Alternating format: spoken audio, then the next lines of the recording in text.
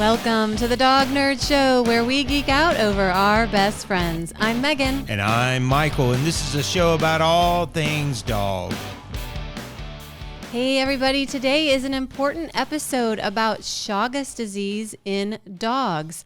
So I was at the Texas Pet Sitters Conference over the weekend where I presented, and I had an amazing time listening to Dr. Madigan. He's out of Central Texas, and he has been researching Chagas disease and calls it the heartworm disease of the 21st century. What? That's interesting. What is it? So it's crazy. It's something that apparently not a lot of veterinarians know about. But Chagas disease can it can affect humans. It affects animals, right? So basically, it is spread by the kissing bug. This is going to get a little gross, but when the kissing bug is feeding like a blood meal, like a mosquito does, when it's sucking your blood, it's also pooping. And that's how the parasite is getting into either humans or dogs or horses. So it's a parasite. Wow. That is spread through a vector, which is the kissing bug. And he showed us a map. I actually asked him if he would be on the show at some point, and he said he would. But I really wanted to get this sort of out there just so it could be on your radar. We really need to educate people about this. So basically, this parasite then gets into your body and can cause bad things to happen. It has an affinity for heart tissue. So it generally shows a lot of inflammation in the heart. So you can have acute Chagas, which is high-grade inflammation. So that's where you're going to see like really drastic illness in your animal, or chronic Chagas, which is going to be a low-grade inflammation where the inflammation is building up over time. So most vets are seeing it in the chronic condition, and it's crazy. Like, it causes so much inflammation. Let me look at my notes here. So there were cases. Now, I know you're looking at your notes here. Are there treatments? Yes. So that's the very good thing is Dr. Madigan is working on, there is a treatment already. Right. He's working with some drug companies on a potential vaccine. Mm-hmm. But right now there are, let me find treatment. It's a 12-month treatment. So, like with heartworm, it's a pretty long. Yeah. Heartworm's a long time. So this is a 12-month treatment, and they give, and I'm not going to read this word because I think I even spelled it wrong, but it's an anti-arrhythmic and then an antifungal. So there's currently no preventive for it except for flea and tick medications and spraying your yard with chemicals. So because that kills the kissing bugs. So, that's. Yeah, I don't know that I know what a kissing bug is. So if you know what a kissing bug is, put a link down below. And how about we try to insert a picture of one for you guys? So in less than 1 year, half of patients will die. The rest become chronic. So if they don't die from the Chagas disease, they will get chronic Chagas, and they'll have inflammation that will build up. So that since it likes heart tissue, they see it a lot with enlarged hearts. What's the thing that people are, myocarditis? Myocarditis, yes. Yeah. So what's great though is that after this treatment, even if they have like myocarditis, they're able to get the heart back to normal after the treatment. Yeah. It's pretty amazing, you guys. So it's really a big deal because he showed the map, because you would think, okay, Texas, Georgia, Florida, southern states. Right. He was saying that they've seen it up in like San Francisco. Really? Yeah. So even if you're in Washington, Montana, right, Maine, you may still have to worry about it because they have seen it in other places.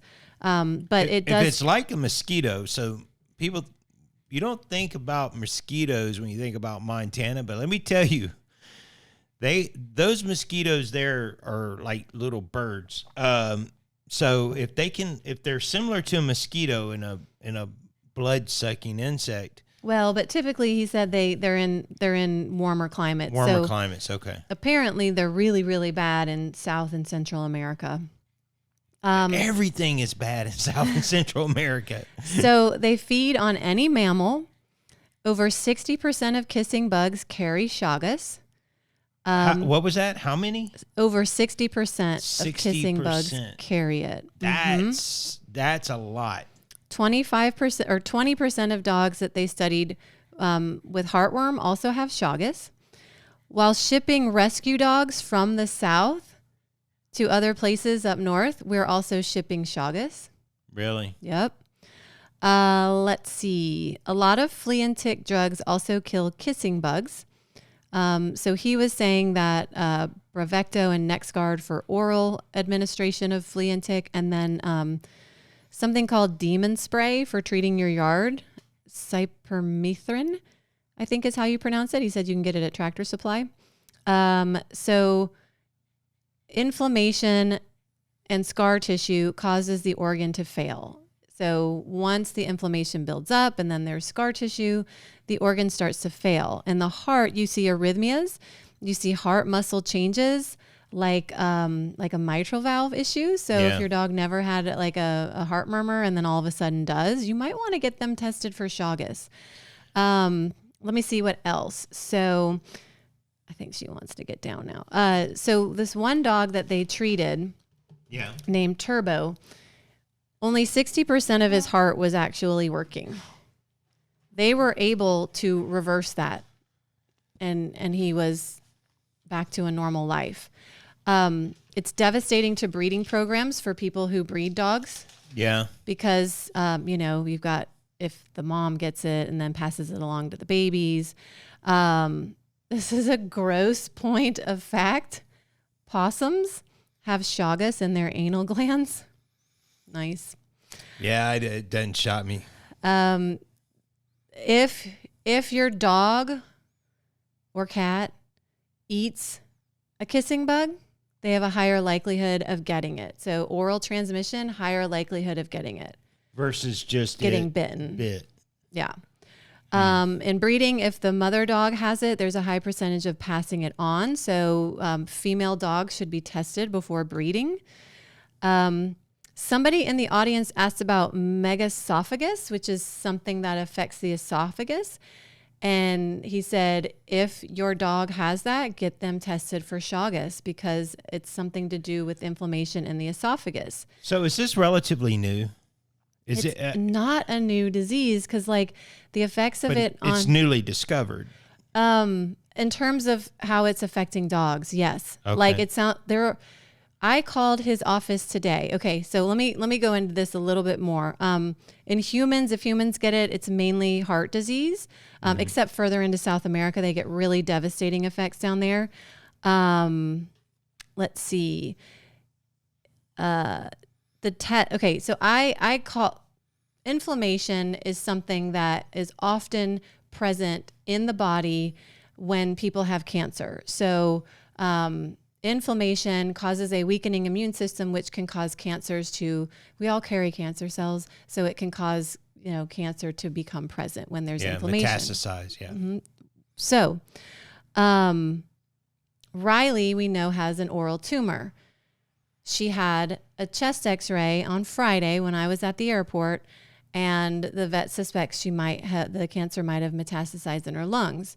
So as I was walking her in her stroller today and had a lot of time to think, I thought, well, I wonder if she has Chagas. I wonder if that's why cancer was able to rear its ugly head in her body. I called Dr. Madigan's office and I said, hey, I'm calling from Georgia. I met him this weekend. I had this thought about cancer and Chagas because, inflammation and cancer go hand in hand. Where can I get Riley tested for Chagas? Just, even if it doesn't help her. Right. If it helps other people, and it helps other dogs from getting cancer. So she said Texas A&M and Auburn University are the only 2 places that are testing for Chagas. So you can get a blood test and send it there. My notes say it takes 2 weeks to show a positive after an infection, and that I think the test is $100. Let me see what else I need to. Okay, so there's that 12 months for treatment. For the first 30 days, you can only leash walk your dog. Let me see. One thing that came up when he was talking, remember when we took Finley in and he had an echo on his heart because the vet was certain he had a heart issue and he didn't? One thing that the cardiologist, who was a UGA grad, said was that grain-free, does he eat grain-free? And we said, yes. Well, grain-free we're noticing heart problems in dogs that eat grain-free. Well, Finley didn't have any heart problems. In fact, after the echo, he was like, he doesn't even look like he's 14. This heart, it looks great.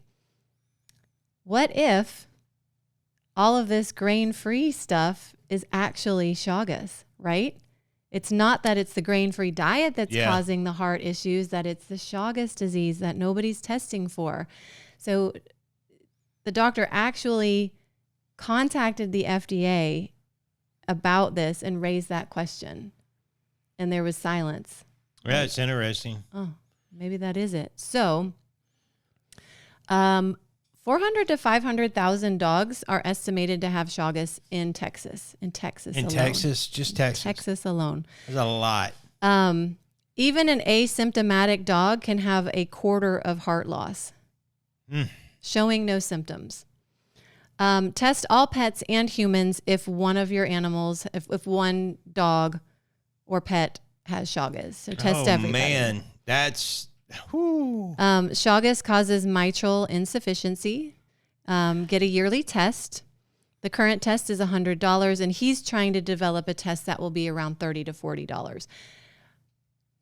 I was dumbfounded, because as dog nerds, we know a lot of stuff. I don't even know what a kissing bug is. So we just wanted to give this episode to get everybody thinking. Yeah. Start putting the pieces together. Does your dog suffer from something that could be, is it heart related? If it's heart related, get that Chagas test. What's $100, right? I mean, shoot, you walk into the vet, you're going to leave spending more than $100 just going to the vet. Yeah. So, I want to get that test for Riley just to see, because if we can start making. Well, if she has it, I guess we got to get tested. Yeah. Now, he did say your pets can't pass it on to you. Oh.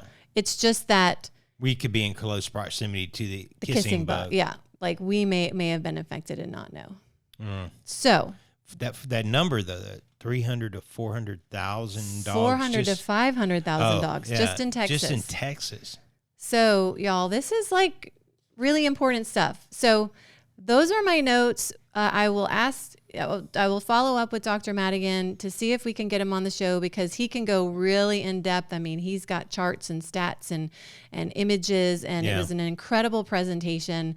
So please comment below if you know about Chagas, if your pet has been diagnosed with Chagas, or if you know dealt with it, anything at all. Yeah. And share this out. We need to let people know. Education is key to let people know about this disease. Yeah, I agree. It sounds extremely serious. So, well, listen, folks, we love doing this, and we hope you enjoyed this content. If you did, give us a thumbs up. We would love it if you would subscribe and hit the notification bell. We put these out every 2 weeks, and we look forward to it. We love your comments down below. If you're listening to us on a podcast, thank you for doing that. Please leave a comment or a review. And what you got? Shout out to my new friend, Madison, who I met at the San Antonio airport, who has my first book and who looked us up on YouTube and said, I'm going to have my friends subscribe to your channel because you need more subscribers. Sounds right. Thank you, Madison. Thanks, Madison. It was so nice meeting you and your family and all those other lovely people that were on that Southwest flight with me back to Atlanta. You guys, you can find us everywhere online at Dog Nerd Show. Drop us a line, dognerdshow@gmail.com, and dognerdshow.com for everything. Did I already say that? Yeah, I think so. Okay. But repeat it it's good 2 times around. Until next time, guys. Bye-bye. Bye.